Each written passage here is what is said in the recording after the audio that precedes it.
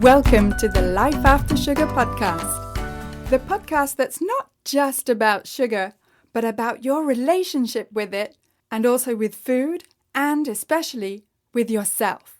So if you want to discover your life after sugar and hear inspiring stories from all kinds of people who also cut out sugar in their way, at their pace, for their own reasons, this is the podcast for you. Because when you take away the sugar, you can finally discover the real sweetness in your life.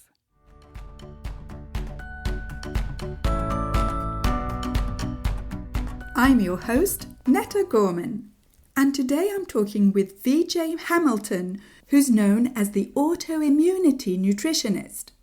VJ tells us about her own story and how being diagnosed with multiple autoimmune disorders made her want to go on to study immunology at university and learn the underlying biology of autoimmune disease so that she can help others with their autoimmune conditions and also with their diet and lifestyle changes. We'll get to our chat in just a minute. And just before, I want to invite you to join the After Sugar Club Premium to get personal attention and customized guidance to enjoy a healthier life by cutting sugar, especially if you're an intermittent faster. The After Sugar Club Premium membership includes personalized attention and customized guidance that's tailored to your specific needs because you get 12 personalized accountability calls with me, Netta, that we schedule according to your availability and time zone so that you can attend each call. It's a more hands-on experience over a period of 12 weeks where you're guided through structured exercises and assignments that I've created with my personal feedback. If you need help with making small but powerful mindset shifts to transform your relationship with sugar and comfort foods, that's what you'll get in the After Sugar Club Premium. Together, we'll address issues such as negative self-talk and the fear of failure that are probably the results of the diet culture. I have developed a proven framework that will allow you to get to true freedom from sugar, to a place where you don't want, need, or miss sugar anymore. If this sounds like what you need, then go check out the After Sugar Club Premium at aftersugarclub.com and click on the big green button, Join the Club. And when you join the Premium After Sugar Club, you'll also get as a bonus full access to everything in the regular After Sugar Club for a full 12 months for free. Go check it out at aftersugarclub.com. Okay, here's my chat with VJ. So I'm here today with VJ Hamilton, who is known as the autoimmunity nutritionist, functional-based medicine nutritional therapist in the UK. And hi, VJ, Victoria. Can you tell me a little bit about your story, about your own story with sugar, food, your blood sugar levels, and so on? Yes, certainly. So I actually got diagnosed with my first autoimmune disease when I was 7 years old, and I was diagnosed with alopecia areata.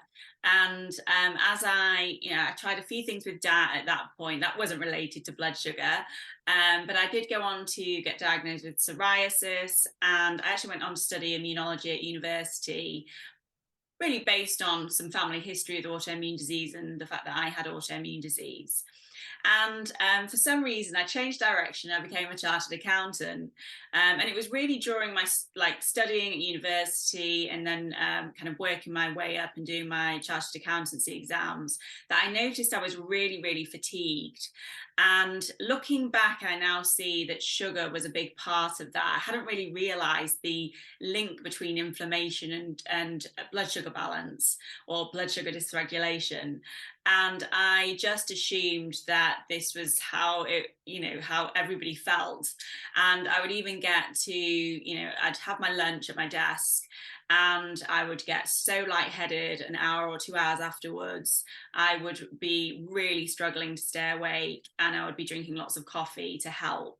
And I was just snacking constantly all the time. So these are things that I recognize now in my clients. But yes, so I didn't realize at the time that it was all to do with blood sugar. I'm sure there was other things at play as well.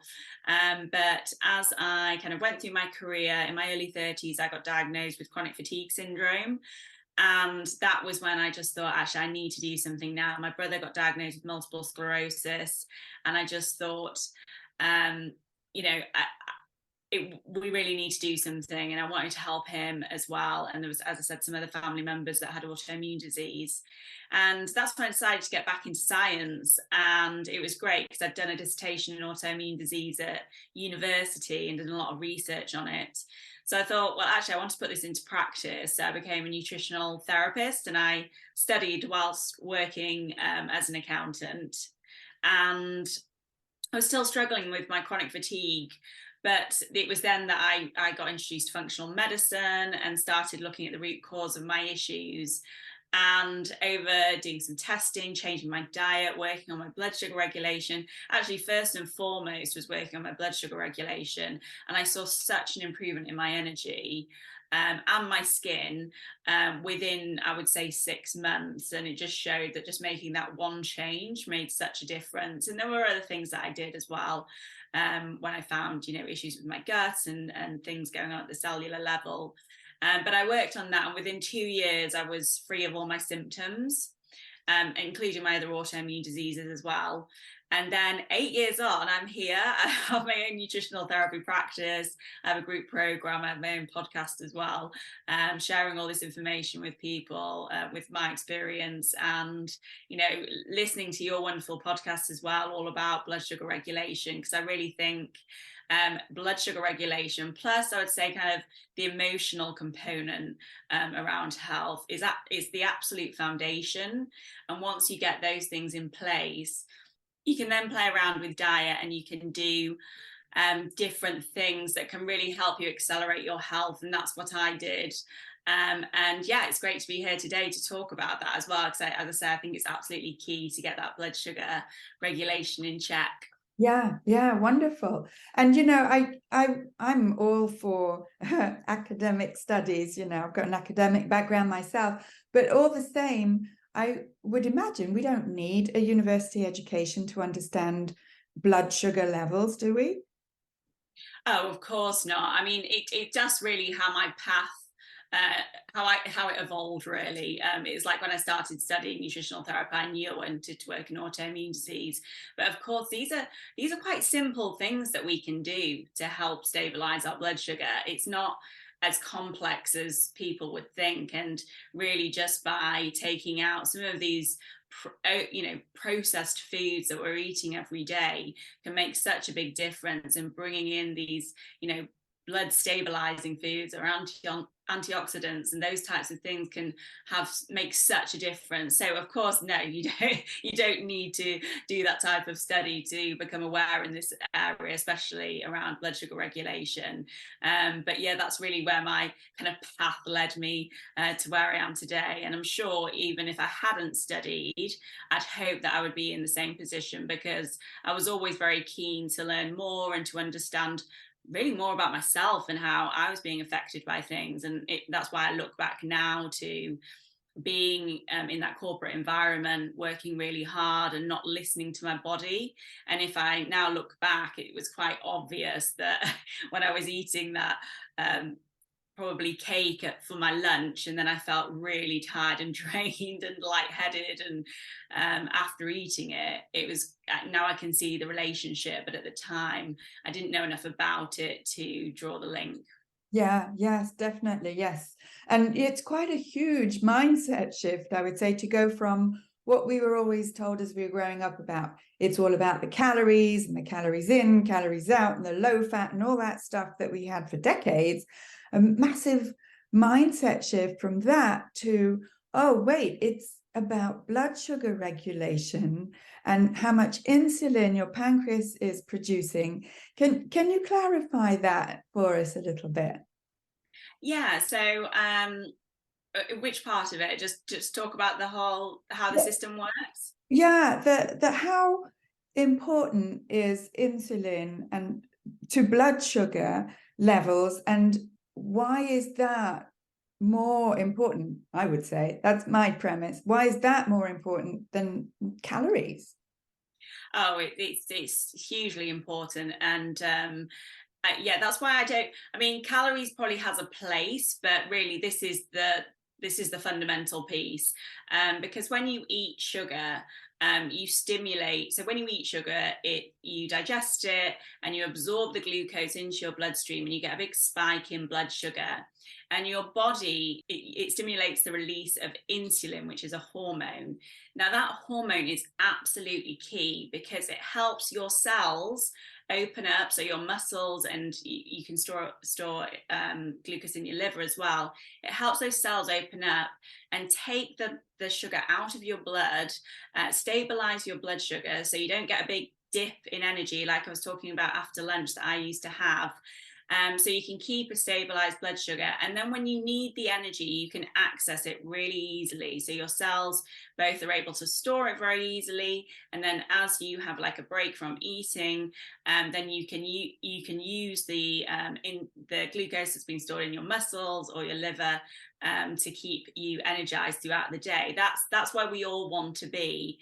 But unfortunately, sometimes when we're eating, a lot of processed foods, we're snacking all the time, so we're not letting the insulin go down and reduce in our bloodstream. And when we're eating very high sugar foods, we end up causing a disruption in that process. And as a result, we're not able to store that sugar and that glucose as easily in our cells, which means that we end up with chronically high blood sugar. And it really is when we're in more of the storing energy state, rather than being able to burn energy when we have a lot of insulin. And that's why people find it very difficult to lose weight when they have a lot of insulin all the time. And that's why, as you said, Netta, it's absolutely key to get this right rather than start reducing your calories. Because if you've got the insulin there, you can't access the energy in your cells, you're not going to be in a good place.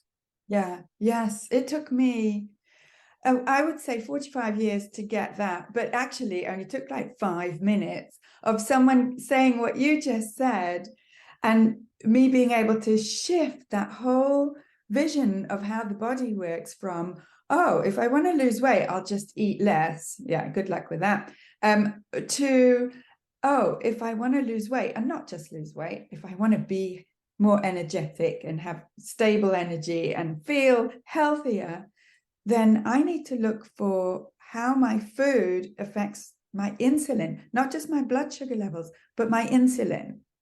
Yes. Yeah. Yeah, it's a It's huge mindset shift, I can tell you that. I read such a good book, and the title doesn't come to mind at the moment, but it really set it out so wonderfully when I was first starting out. And once I had that concept in my head, I was just like, right, it's changing my whole perspective. Yeah, And I worked with a lot of men actually when I started out in my nutritional therapy practice, not just autoimmune disease. It is predominantly autoimmune disease now. And I did work with a client who managed to reverse his diabetes based on that concept alone. yeah. And he was really motivated because he'd lost his pilot license as a result of it. And he managed to reverse his diabetes within 2 months. It Wow, was yeah. phenomenal. And it's happening more and more, if you, yeah, I mean, it sounds very simplified to say, well, if you don't eat the foods that stimulate the production of insulin, you won't become insulin resistant and you can reverse your diabetes. But it's mind-blowing, and yet it's simple at the same time. Yes, yeah. Once you've got the concept, it's like easy to apply. It's very simple to apply in life. Yeah, right.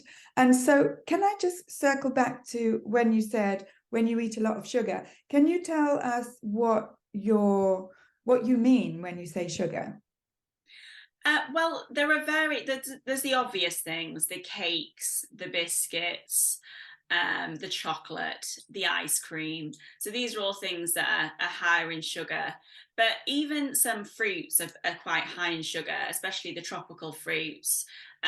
Now, most things that you eat are adapted. So a lot of fruit does have some fiber in it. And when you eat fruit with fiber, it can help with those blood sugar spikes, which is the things that we want to try to avoid. But yeah, there are things, yeah, as I said, there are sugar in fruits as well.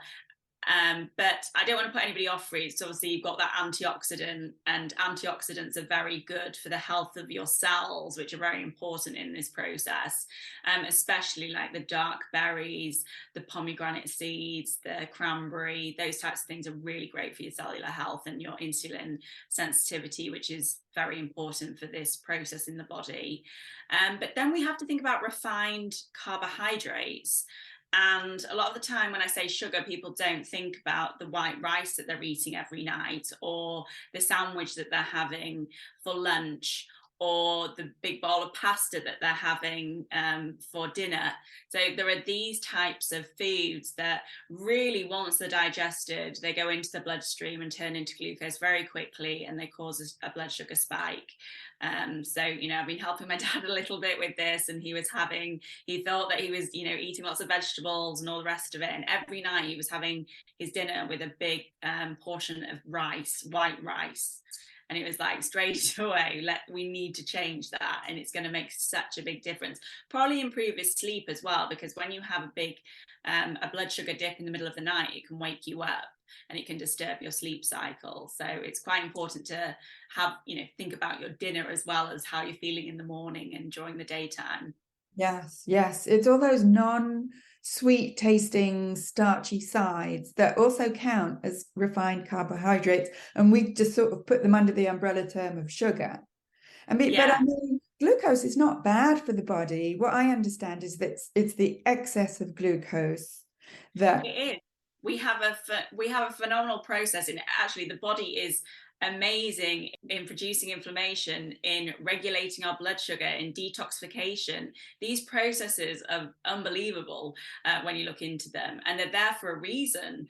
We will be exposed to some toxins. We are going to eat glucose, and actually glucose fuels our brain and fuels our body.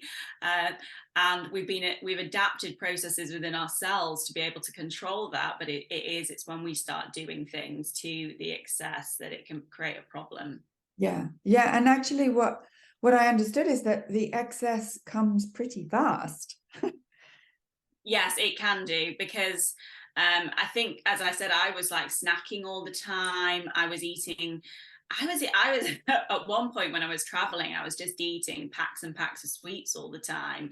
And at that stage, because I was younger and my cells were younger, I was able to deal with it for that year of traveling. And then I think it's when I started working that it kind of caught up with me, and my cells had just got, actually, what is going on here? Why is there so much glucose and insulin in the bloodstream all the time? This isn't right. And just closed off to it. And that's when I got really affected with those blood sugar dips, which at the time I thought there was something really wrong with me. And I suppose to some respect there was, but I didn't realize it was as easy to fix as to get my blood sugar in check.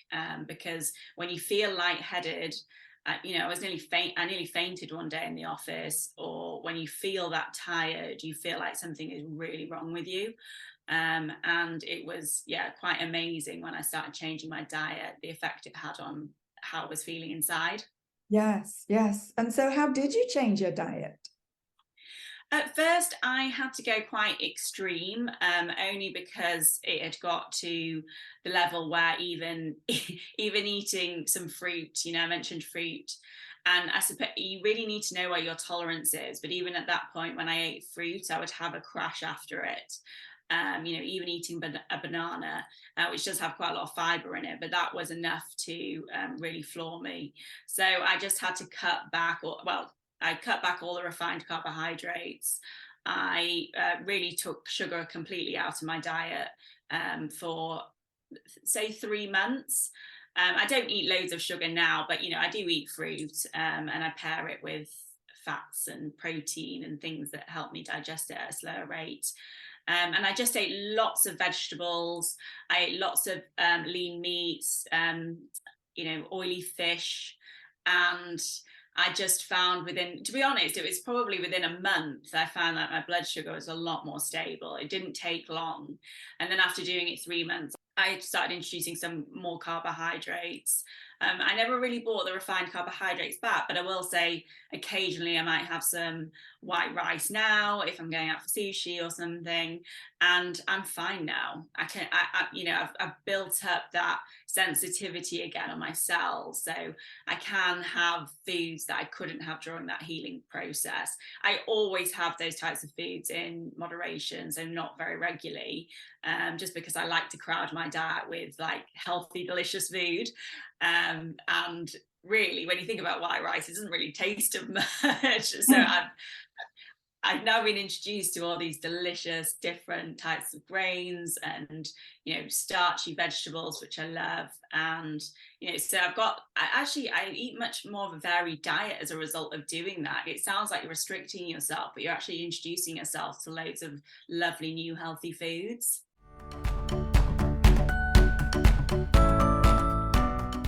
I just want to take a quick break to thank you for listening to this podcast, for rating it, and for leaving a review. I love reading your reviews, and actually I'd like to read you a couple right now. This one is from Michaela in the United States, who says, "Inspiring, as addictive as sugar," probably shouldn't say that. "I've learned a lot and I'm really enjoying the inspiring stories." Thank you, Michaela. And another 5-star review from Proud Mum 139 in the United Kingdom, who says, "One of my favourite podcasts. I discovered this podcast after listening to Netta on a podcast I myself was a guest on. I found her journey inspirational and looked up her own podcast to learn more about her and this lifestyle. There's a lot I like about Netta, but my favourite thing by far is that she doesn't say, 'You must do it like me.' Far from it. If anything, she empowers listeners to do their own thing in their own way and their own time. Netta will provide guidance and shares what works for her. You, as the listener, can take from it what you want. I myself have learned a lot. I am an intermittent faster and have changed my diet dramatically since being diagnosed with type 2 diabetes last year. I didn't really set out to cut sugar from my diet, but it happened more or less organically as I educated myself on what I can eat that makes me feel good. Funnily enough, sugar and flour wasn't on that list, but so much yummy things were. Listening to this podcast helps me to stay on track on those days where I might want to give into a craving. It just reminds me why I'm doing what I do. So thanks, Netta, for constantly sharing your experience and for always having great guests who share their own stories. Thank you, Proud Mum, for your support for this podcast. And if you, dear listener, haven't rated or reviewed this podcast yet, could I ask you to do that by scrolling down, tapping on the stars to rate this podcast, and tapping on write a review to write your review. The more reviews and ratings this podcast has, the more it gets shared and the more people we can help to begin their life after sugar. Thank you. All right, let's get back to my chat with VJ.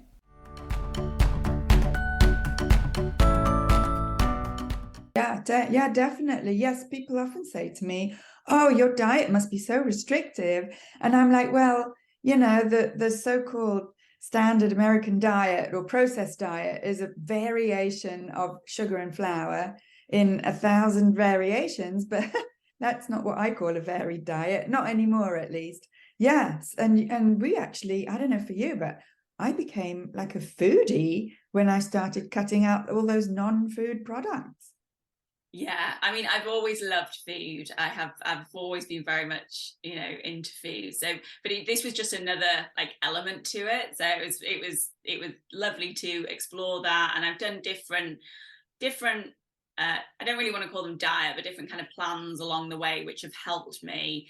But I feel now that I've got like just a great variety of foods in my diet, and it doesn't feel like I'm having to really think about anything anymore. And that's where I like to see my clients get to, because I mentioned the foods that they, let's overcrowd with all these healthy, delicious foods. And at first they're like, well, what am I going to do with my chocolate bar? Or what am I going to do without my cake that I have with my tea on a night? And after a month, they're feeling so good that they just don't want to ever go back to that. Yeah. So yeah, that's their choice. Because I'm like, well, if you had a little bit, probably wouldn't, be the end of the world. And they're just like, no, I'm just feeling so good. I want to eat this way. I want to do it this way. Yeah. They don't feel like they're restricting anything either. Yes, it's a wonderful, freeing, liberating feeling. Definitely, yes. And so you were talking about insulin resistance. Can you just give a little definition of what that is? Yeah, so it's when, as I mentioned earlier, so when you produce insulin, those cells open up and your cells have a membrane around them. And that's where they really listen to these hormones, so like insulin. And what can happen over time is when you're spiking your blood sugar a lot, or you have inflammation, or there's lots of other reasons that this can happen, but your cells will stop responding to insulin, which means that you're not able to store the glucose in you. Well, the glucose is fat in your cells.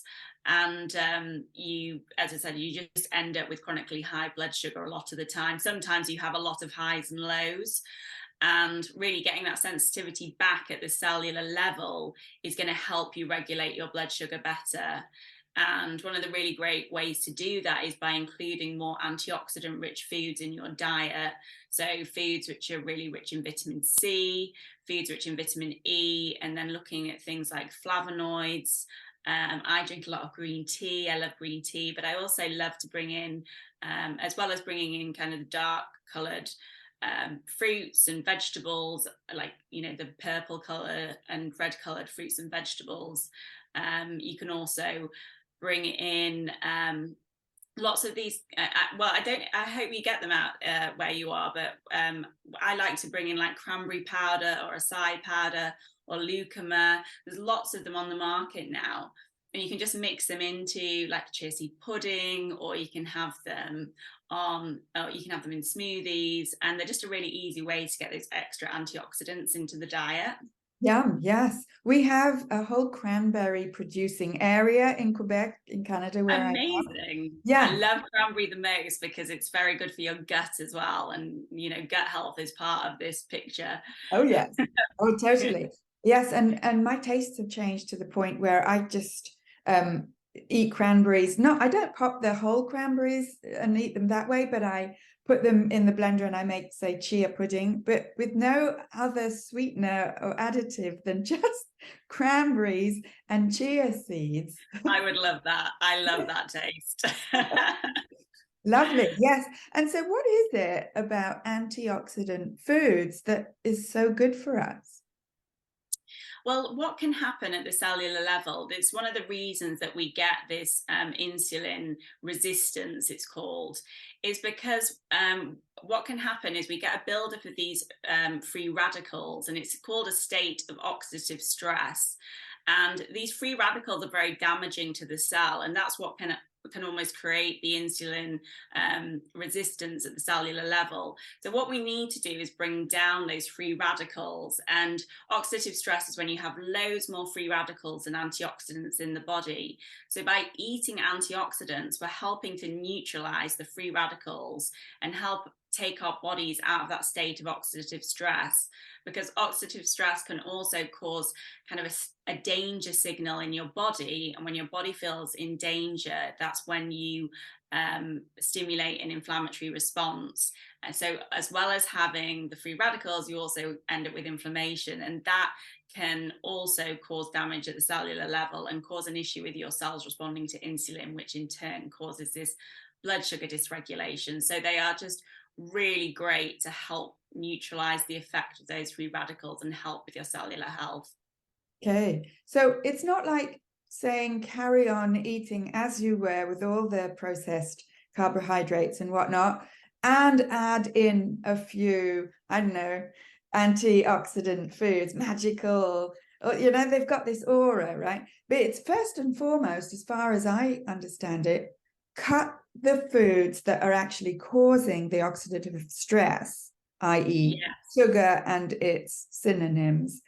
And then you can concentrate on adding antioxidant foods. Does that sound accurate? 100%, because there's a thing called the mitochondria which produces energy in the cell, and when there is an excess, and the mitochondria does a job, it produces energy for you, but when there is this excess of sugar or fats, so not healthy fats, when you have a lot of unhealthy fats in the diet from processed foods, what can happen is it can stimulate your mitochondria to produce loads more free radicals. So even though you may, or producing free radicals is a natural state of the body, but when you overproduce them in that way, which is triggered by those foods, that's when you really need the antioxidants. So if you take those foods out first, you're probably not going to need as many antioxidants. It's still great to eat, try, aim for those 10 portions a day if you can. But yeah, you're just going to be in a cycle if you don't get rid of the problem in the first instance. And just take it a step at a time. You don't have to do everything overnight. Why not just pick one thing that isn't serving you, take that out of the diet and bring in some cranberries. That could be the first step, and that's a step forward in my view. Yes, I mean, it's a huge step. It's easy to just say, well, cut out processed foods, but it's a huge step. And for a lot of people that I help, I found that actually cutting sugar it's not easy, but it's relatively easy to spot the sugars. But it's the cutting of the other refined carbohydrates, like the starchy ones, like the flour-based products, the bread and the crackers and the pasta and all that. That is where people really find it a challenge. And I'm just wondering whether you have any expert tips for people who, are like, yeah, cut the refined carbohydrates, but how? I think, one of my first things is to write down if there's anything that you're habitually having every day. That would be kind of my first thing to focus on, especially, if it's a refined carbohydrate or sugar. But I think find a food that can substitute that food in the first instance. So if you are having, say, rice every night and you really like rice, well, maybe the first step would be to change that to a wild rice. And then you might be like, okay, so I've done the wild rice now I'm going to change that to a cauliflower rice. And then suddenly you have moved from a white refined carbohydrate to a vegetable that's very nutrient dense. But making those small shifts and having something else instead that you enjoy, make sure you enjoy it. And you can add lots of flavor to these foods as well. But yeah, that's normally my first piece of advice. Because I don't think it's as easy just to cut something out without thinking, well, what am I going to have instead that I enjoy? And I do think that process of just doing a food diary for a couple of days gives you a lot more insight of what you're actually eating. Because I know when looking back, I was eating so much food, it was in the drawer next to my desk, and I would just like grab a handful of whatever was in there, I'd like eat, if there was like a snack bar, I'd be eating that. I'd had no idea what I'd eaten that day. Somebody would ask me and I said, well, I had this for breakfast, lunch and dinner. I forgot about all those things in the middle. And, if you're working at home, you might go to the kitchen and just like end up like getting a few things out the fridge and the cupboards. And again, that just gets forgotten about. But if you write it down, you're going to see what you're actually eating. And then you can make a bit of a plan. Okay, so that certainly probably isn't going to help my blood sugar. So what can I bring in that will do instead?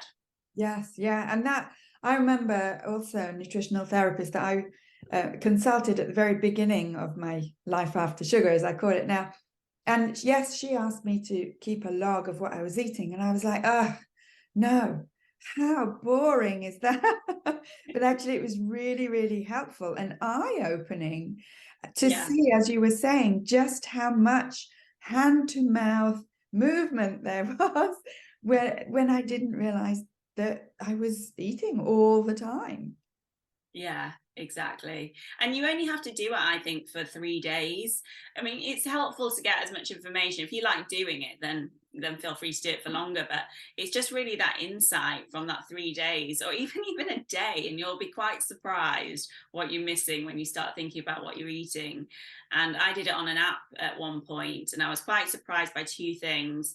The amount of fiber I was eating was really low, and then I don't, I'm not an advocate for calorie counting at all. It's not what my business is about.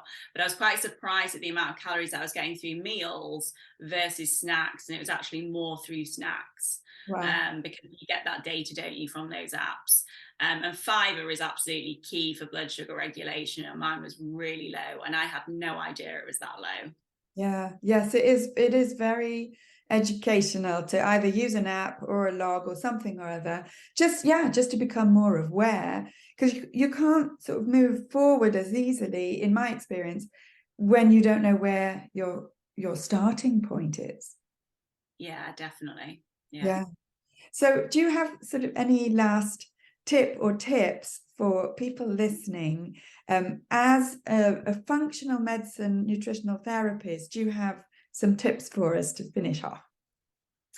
I would just really go back to what you were saying at the beginning, that this doesn't have to be complex. It can be quite straightforward. And I think when anybody is going into changing their diet, it all feels overwhelming. You can get into some of these complexities in a lot of detail. But if you're just getting started, then just take this very simple approach with looking at how you can even think about how many whole foods am I eating in a day? How many times am I cooking from scratch? So understand your baseline, and then decide, okay, I'm not cooking any food from scratch at the moment. I will cook one meal a day from scratch, or one meal at the weekend from scratch, and just build upon that. Always start with where you are. And if you have moved further on from that, you've tried this, it's not worked for you, then I do offer functional testing in my practice, which can give you a bit more insight of what's going on underneath. But I am working with people who have autoimmune disease, and that's, there's a lot of complexities to that. This might just be one piece of it. But I do think generally, if you're generally quite well, but you just have a few niggles, and you've got fatigue, then this could be one of the reasons for that. And you could see that your life could change a lot, because once you get your energy back, and I always say my brain back, because I had such bad brain fog when I was suffering with blood sugar dysregulation, you'll feel like a completely different person. And once you're at that point, if you do need to make other changes to your health or want to enhance your health in any way, you're going to be in a much stronger position to do it. Yeah, that sounds wonderful. Yes. Oh, thank you so much for talking to me, VJ. Thank you. It's been really great to catch up with you today, Nat. Thanks for having me on. Thank you. Wow, great conversation there with VJ, especially as, even as a nutritional expert, VJ has a way of simplifying everything without dumbing it down, because we can handle complex information as consumers and as non-nutrition experts. But I do find that a lot of nutritionists and dietitians have a knack of overcomplicating things. And I love how VJ explains blood sugar and insulin regulation, and just how central they are, not just for people with autoimmune issues, but just for our general health. So you'll find VJ's information along with this episode in the show notes. And if you're looking for some free resources to help you live a healthier life by cutting sugar, then I have plenty for you. Come check out the Life After Sugar Facebook page and subscribe to the Life After Sugar YouTube channel, as well as my Instagram account at My Life After Sugar, which is where you'll get all kinds of inspiration, pictures of meals, short reels, useful info to get you started on your life after sugar, as well as thought-provoking quotes and even sometimes pictures of our cat, so that you can see that it's perfectly possible to live a happy and active life, even if you don't eat sugar. You can also check out my TikTok account at Netta_lifeaftersugar. And if cravings are getting in the way, and causing you to fall off the wagon, then I have 5 tips for you, especially if you're an intermittent faster, to help you get rid of cravings. Go to aftersugarclub.com and download your 5 tips today. You can also find my simple guide for getting more energy with less sugar by going to aftersugarclub.com, scrolling down to the bottom and clicking on Simple Guide. And while you're there at aftersugarclub.com, you can also have a look at the videos I've made for you to show you what to eat that doesn't contain added sugars, where to find real whole foods at the grocery store, and also how to look after your gut health with fermented foods and drinks. Because sugar is one of the worst things for gut health, and fermented foods and drinks are a wonderful way of adding probiotics naturally. And if you're ready to get support and accountability and guidance so that living your healthy, sugar-free life becomes easy and natural, with or without intermittent fasting, then join us in the After Sugar Club. Go to aftersugarclub.com and click on the big green button, join the club to see everything that's included in the After Sugar Club and in the Premium After Sugar Club. See you there. Thank you for listening. That's it for this week. Keep in touch and see you soon for another episode.